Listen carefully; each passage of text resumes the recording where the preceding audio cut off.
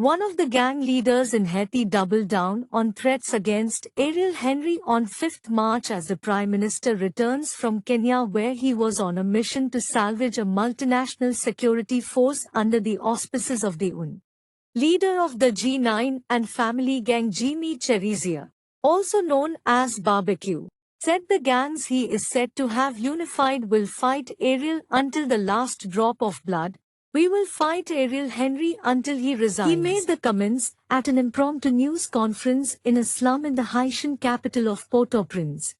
The gang leader was surrounded by men in ski masks carrying heavy assault rifles. Henry left Haiti more than a week ago to attend a meeting of Caribbean leaders in Ghana, where a deadline was announced, by others, not Henry, to delay repeatedly postponed elections yet again. The balloting was pushed back to mid-2025. That announcement is what appears to have triggered the latest explosion of violence. It began with a direct challenge from Cherizia, a former elite police officer who fashions himself as a Robin Hood crusader, who said he would target government ministers in an effort to prevent Henry's return and force his resignation. Speaking to the media, Bill O'Neill, the UN human rights expert on Haiti, said the situation was the worst he had seen in the country in 30 years. The gangs tried to take over control of Haiti's Toussaint Louverture International Airport, and some countries have cancelled flights to Haiti. Schools and banks were also closed Tuesday, and public transport ground to a standstill.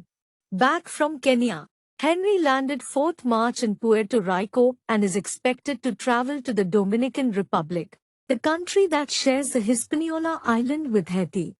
Hours before he arrived in Puerto Rico, the Dominican government announced that it was immediately suspending all air traffic with Haiti. The recent surge in violence has renewed pressure on the U.S.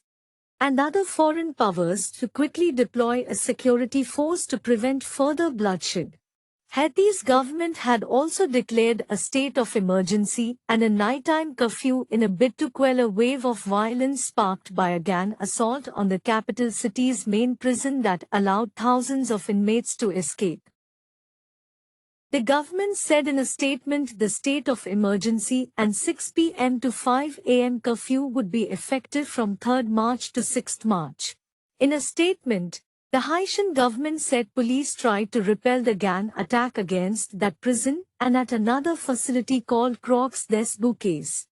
Esperance said it was not immediately clear how many inmates escaped from the second prison, which he said held 1450 inmates.